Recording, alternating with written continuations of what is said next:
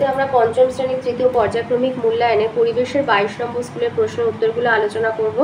একে আছে স্তম্ভ মেলানো, একের 1 ধূমকেতু হবে সুমেকার লেভি, একের 2 নক্ষত্র হবে ঘ প্রক্সিমা সেন্টাউরি, একের 3 পটাশিয়াম পারম্যাঙ্গানেট পুকুরে জল শোধন, একের 4 টারবাইন হবে চ জলবিদ্যুৎ, একের 5 আগ্নেয়গিরি হবে লাভা, একের 6 পথের পাঁচালী হবে ক বিভূতিভূষণ বন্দ্যোপাধ্যায়।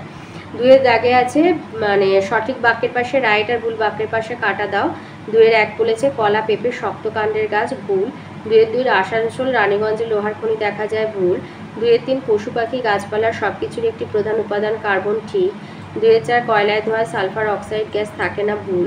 2-এর 5 ছোটদের দিয়ে কাজ করিয়ে আয় করা বেআইনি ঠিক।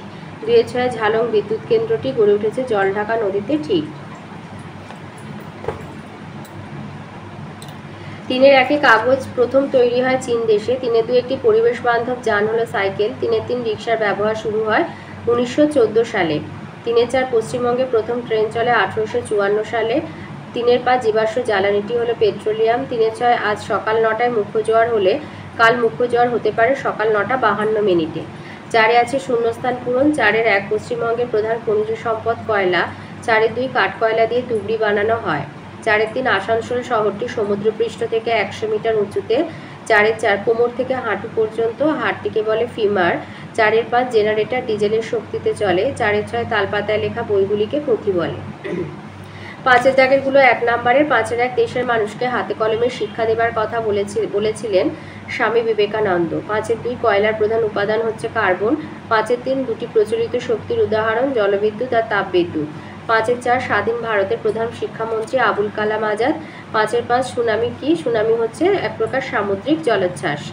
5-এর 6 বেশি গরম আগুন কোথায় কি কাজে লাগে? লৌহ ইস্পাত কারখানায় লোহা গলাতে কাজে লাগে। 5-এর 7 কি ব্যবহার করে জৈব গ্যাস উৎপন্ন হয়?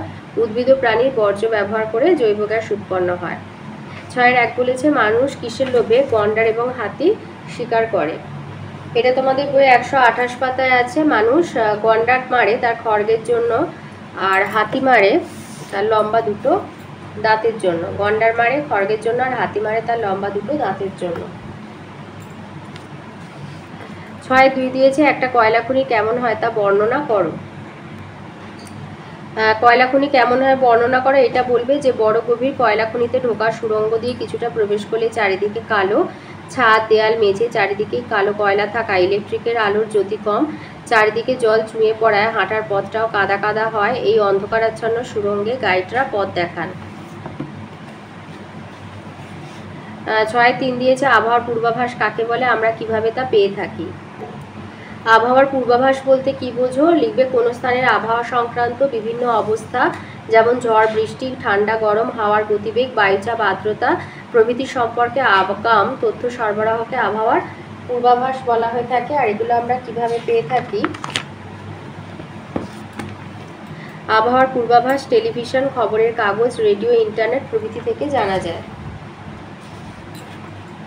6-এর 4 বলেছে হরপাবান কেন হয়, কোথায় কোথায় এর প্রকোপ দেখা যায়।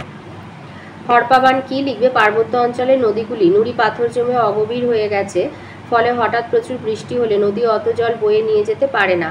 তখন নদীর দুকুল ছাপিয়ে বিশাল জলপ্রবাহ সব কিছু ধুয়ে নিয়ে নিচের দিকে নামতে থাকে। একে হরপাবান বলা হয়ে থাকে। আর হরপাবান বলেছে কোথায় কোথায় এর প্রকোপ দেখা যায়। এই যে এমন 3টি জেলা যেখানে হরপাবান দেখা যায়, দার্জিলিং জলপাইগুড়ি পুরুলিয়া জেলায় হরপাবান দেখা যায়। এছাড়া উত্তরাখণ্ড আছে, হিমাচল প্রদেশ আছে। 6-এর 5 দিয়েছে কত বছর আগে কে টেলিস্কোপ আবিষ্কার করেন, এর দ্বারা আমরা কিভাবে উপকৃত হই। ইটালির বিখ্যাত বিজ্ঞানী গ্যালিলিও গ্যালিলি টেলিস্কোপ আবিষ্কার করেছিলেন।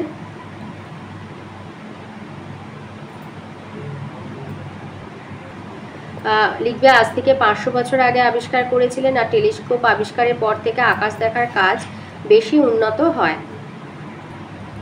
7-এর দাগে আসি। 7-এর 1 দিয়েছে জলচক্র কাকে বলে, চিত্রের সাহায্যে দেখাও। এই ছবিটা আঁকবে আর লিখে দেবে সূর্যের তাপে পুকুর নদী সমুদ্রের জল বাষ্প হয়ে ওপরে উঠে যায়, ওপরে উঠে ঠান্ডা হয়ে মেঘে পরিণত হয়, মেঘ থেকে বৃষ্টিরূপে জল পুকুর নদী সমুদ্রে ফিরে আসে, সূর্যের তাপে আবার পাহাড়ের মাথায় সঞ্চিত বরফ গলে জল এবং পরে বাষ্প হয়ে ওপরে উঠে যায়। এইভাবে জল কখনো মেঘে কখনো বৃষ্টি আবার কখনো বরফরূপে আকাশ আর পৃথিবীর মধ্যে ক্রমাগত ঘুরে চলেছে, একে জলচক্র বলে। 7-2 বলেছে পূর্ণগ্রাস আর খণ্ডগ্রাস চন্দ্রগ্রহণ কাকে বলে? এই উত্তরটা লিখবে যে চন্দ্রগ্রহণে চাঁদ সম্পূর্ণ পৃথিবীর ছায়ায় ঢেকে যায় তাকে পূর্ণগ্রাস চন্দ্রগ্রহণ বলে, আর অন্যদিকে যে চন্দ্রগ্রহণে পৃথিবীর ছায়ায় চাঁদের কিছুটা অংশ ঢেকে যায় তাকে খণ্ডগ্রাস চন্দ্রগ্রহণ বলে। 7-3 দিয়েছে ভূমিকম্প আমাদের কি কি ক্ষতি হতে পারে? ভূমিকম্পে কি কি ক্ষতি হতে পারে লিখবে। 1 হচ্ছে অসংখ্য মানুষ ও জীবজন্তুর মৃত্যু হয়। 2 রাস্তাঘাট, ঘরবাড়ি, সেতু, বাঁধ, কলকারখানা ভেঙে পড়ে। 3 গাছপালা, ফসলের ক্ষতি হয়। 4 ভূমিকম্পের ফলে সৃষ্ট সুনামিতে সমুদ্র উপকূলে চরম ক্ষতি হয়। 5 জলের পাইপ, গ্যাসের পাইপ, তেলের পাইপ ওলটপালট হয়ে সবকিছু সরবরাহ বন্ধ হয়ে যায়। 7-4 দিয়েছে বন থেকে আমরা কি কি পাই? বন থেকে আমরা কি কি পাই? 1 লিখবে বাঁচার জন্য অক্সিজেন। 2 আসবাবপত্র তৈরির কাঠ। 3 হচ্ছে ওষুধ। 4 মধু আর মোম। 5 ফুল ও ফল। 6 জ্বালানির কাঠ। 7 কাগজ। 8 মশলা, দড়ি। 9 আঠা, ধুনা, রেশম। আর 10 হচ্ছে রবার, গঁদ, রজন ইত্যাদি পাই। তো এই ছিল আজকের আমাদের পঞ্চম শ্রেণীর তৃতীয় পর্যায়ক্রমিক মূল্যায়নের পরিবেশের 22 নম্বর স্কুলের প্রশ্নের উত্তরগুলো।